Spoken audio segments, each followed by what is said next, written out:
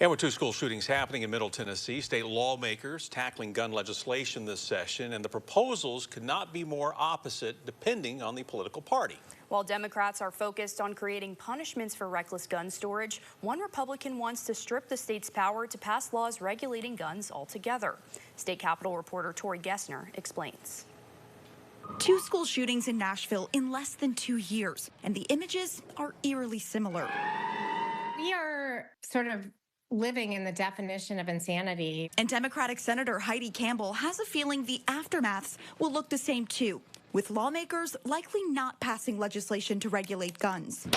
I've been in the legislature long enough to know that it's an uphill battle for sure. A battle she hasn't quit yet, filing a bill after the deadly shooting at Antioch High to make it a Class A misdemeanor to recklessly store a gun so a child could get it and bring it to school. It's not clear how the Antioch High shooter got the firearm yet, but Campbell hopes her proposal appeals to the masses. The reason that I am running bills like this year is because I do believe that everybody across the board in the legislature feels that accountability and responsibility is important. And while that could be true, most Republicans have always been clear about where they stand. As far as Tennessee doing something to limit guns, we're not going to do that.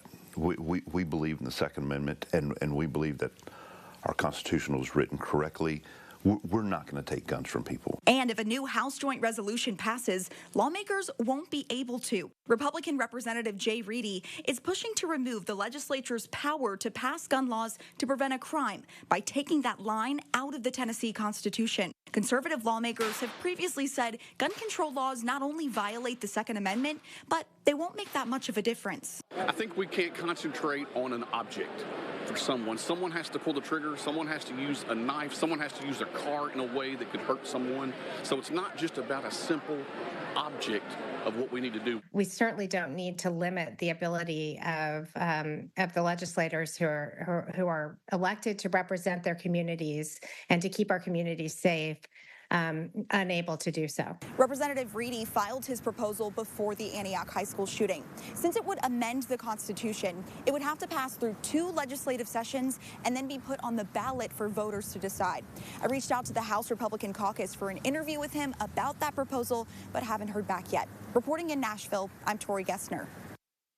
And as communities gather and grieve for those lost and injured in the Antioch High School shooting, many looking for answers on how to keep this from happening again. Yeah, lawmakers now face this question for a second time in 2 years. The first came when a shooter opened fire at the Covenant School, killing 6 people. Since that shooting in 23, lawmakers have been funneling money towards school security. Governor Bill Lee and the General Assembly approved $40 million additional dollars being spent in public schools and $14 million in private for school security upgrades. But namely, Tennessee has put much of its school safety efforts in putting school resource officers in schools. $140 million went to putting at least one SRO in every school. At the time of Wednesday's shooting at Antioch, there were 2 SROs in the school, but neither were in the immediate vicinity of the cafeteria.